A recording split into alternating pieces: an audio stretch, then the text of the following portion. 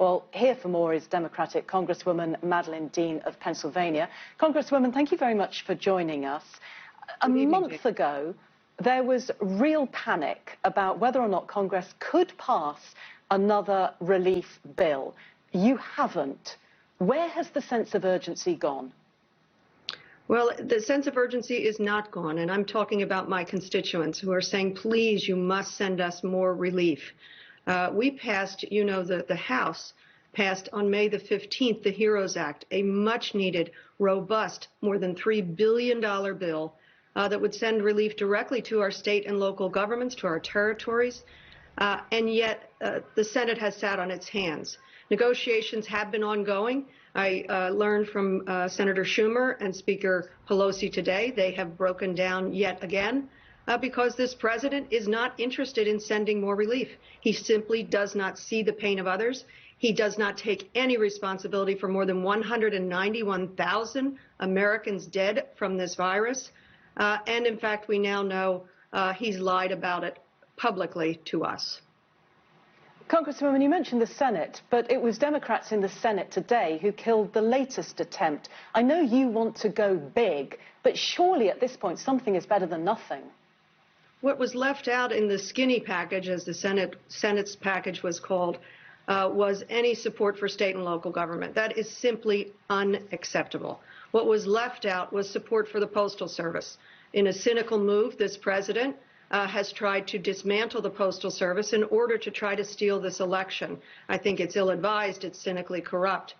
So it was proper that, I believe, Senate Democrats said, no, we won't pass a whiff of a bill and pretend to go home having helped our state and local governments. We simply won't do that.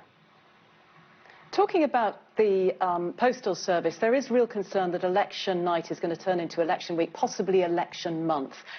How does Joe Biden handle that if on November the 4th there is still no result, but it's possible because of the way people vote, it looks like a Trump win?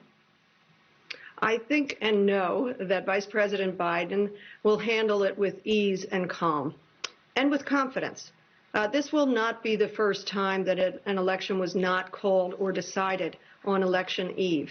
And now, with a pandemic, with mail-in balloting, it will take a while to count these ballots.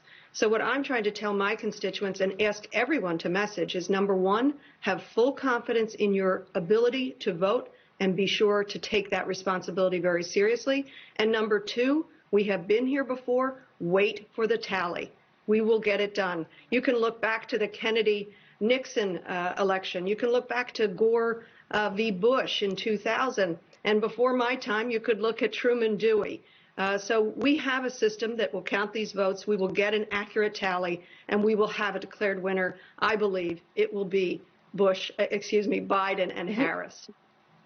Your state of Pennsylvania voted for President Obama and then President Trump in 2016. I was in Bethlehem a couple of weeks ago. I spoke to a lot of Republicans who say they still will vote for President Trump in 50 days' time. How worried are you? I'm not worried. I believe what we have to do is continue to get the message out. And sadly, the president helps us with that. With the revelation of his lying to the American public about a deadly virus, I wonder if all those same Republicans in Bethlehem will feel that that is the appropriate vote.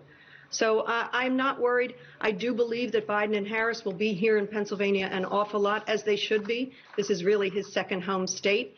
And so we prize him as one of our native sons. And when we lost in 2016, that is when Hillary Clinton and the Democrats lost, it was by 44,000 votes statewide. What I hope we do is that Pennsylvania becomes the Keystone State again, and we have such an overwhelming vote tally for our vice president to become our president, Biden, that Pennsylvania will be an incredible deciding state. We shall see. Congresswoman Madeleine Dean, thank you very much indeed for joining me.